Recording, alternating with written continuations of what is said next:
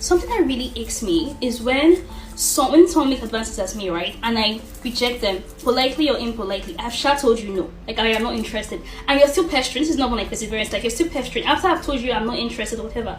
You're still trying to put yourself in there. What he tells me immediately is that you don't have self-respect, you don't get shame, not necessarily shame, you don't have dignity, because why would you be trying to impose yourself in a place you know you're obviously not wanted? Why would you want to try to get with me when you know I already don't want you?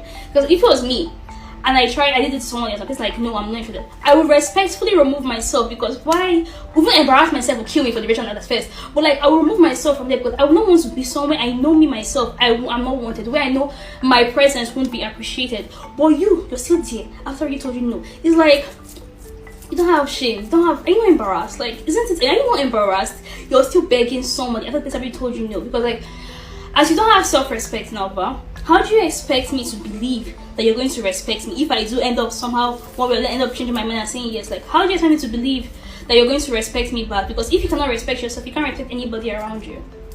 I don't get the reason why anybody will force themselves into a person's life when they know that the person does not want them back in return.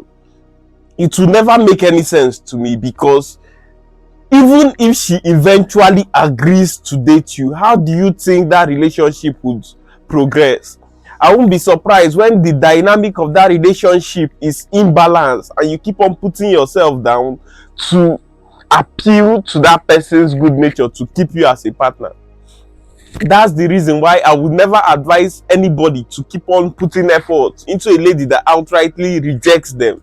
But I can understand some ladies enjoy that feeling of being pursued, that feeling of being chased. Yesterday I was live and this guy was telling me about an experience he had with this girl he once had something with. So apparently the girl came over to his place the previous night and they slept together. They did what they were supposed to do during the night, right? In the morning, he heard a loud bang on his front door. At first, he thought that was probably his baby mama. So he was a bit worried until he heard a man's voice. So he was like, okay, that's not my baby mama, right?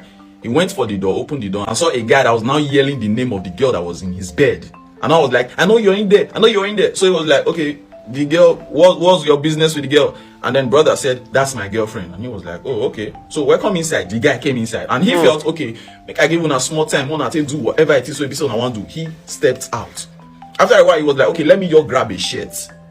He stepped inside, only to meet this guy on his knees, begging this girl beside the bed. And he was like, oh, sorry, picked shirt and then stepped out. Imagine if he started that relationship on his knees, begging the lady to date him. And the lady just, okay, let me just date you. Let me consider you. Let it not be like if you've been begging, I'm not considerate. Maybe from the get-go, she might not be truly invested in the guy. But knowing that this guy values her and will go out of his way to please her, she might decide to give this kind of guy a chance. And this is the kind of result those kind of men get. How would he go to another man's house, knowing fully well that his girl cheated on him, and still went on his knees to beg? Come on, it will never make any sense to me. Please, I want you to walk me through how you go meet your babe for another man's house. You kneel down beside the bed where they take bang her till they break. They beg her. Sorry. Okay, as if that was not enough. As if that was not enough.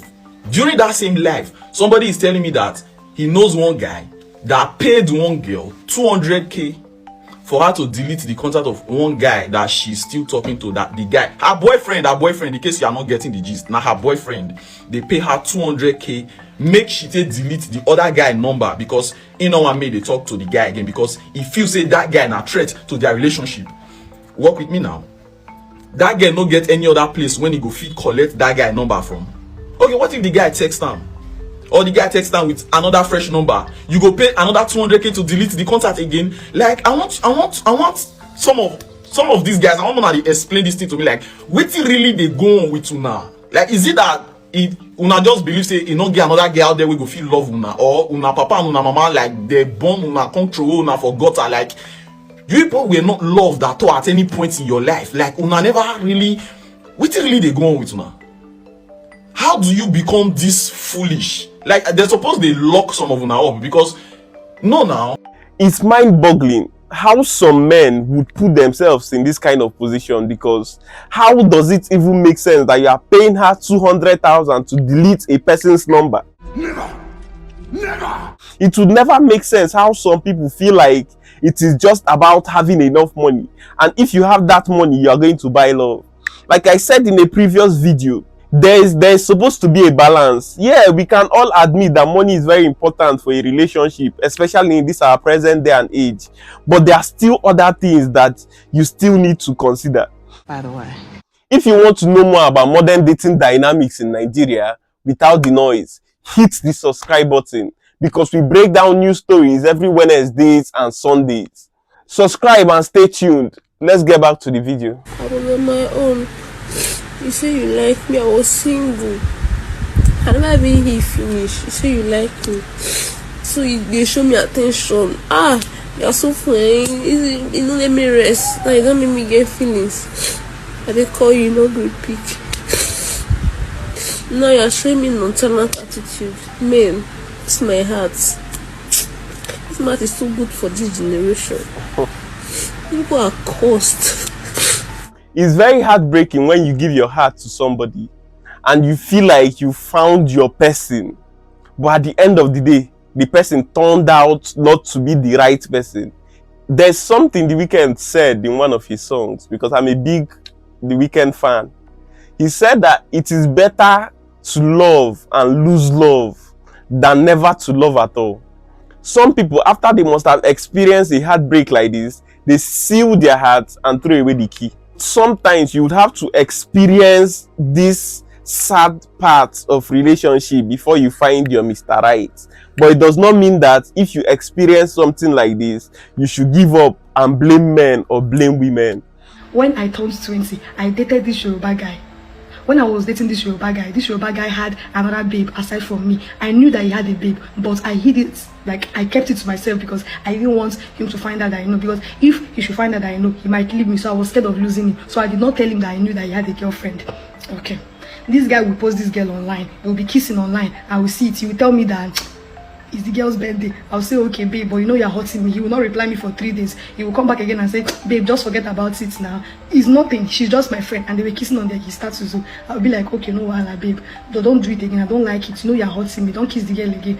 He will say yes. But for to Valentine's Day, I brought cake to this guy's house on Valentine's Day. Immediately I came to his house, he told me that his mother is in the hospital, that his mother is not feeling fine, that I should go, that he will call me later in the evening.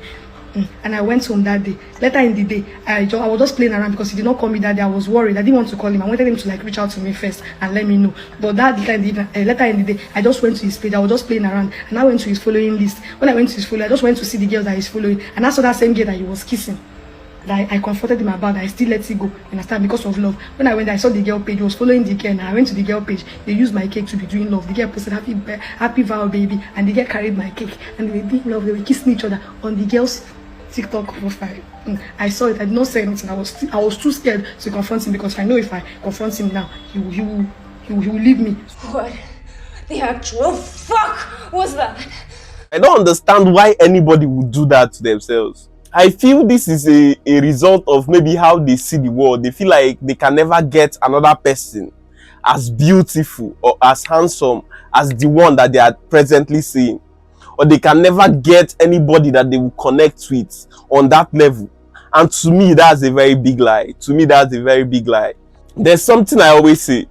There's never any two loves that are the same. I don't believe that. You can still love another person, but you will love the person in a different way from the way you love the first person, because we are all different. You can't use the way you love a person and judge the way love is supposed to be. That's not how it is. It's not universal. It's different. If there's love, you just know that there's love. what if I never really get over you? What if every time I see you or a post that is related to you, I will go back to square one of my journey of healing? What if I never love another person just like I loved you? What if I never trust another person just like I trusted you? What will become of me if you are the only thing that is related to love that I will ever find? What if I never get over you? What if I never get over you? For real. Tell me, how do you let go of someone who you still love? Tell me, how can I hate the love of my life? Tell me, how can I really move on? It's very tough to get over somebody that you saw your future with. But sometimes that's just what you have to do to heal, to move ahead. I believe we are living in a world of opulence, in a world of abundance. But if you are locked in a mindset of scarcity, you continue giving chances to the people that you are supposed to cut off. If you like my take or find this video interesting, then you like my breakdown on this next video. Watch it and tell me what you think. Bye and stay tuned for more.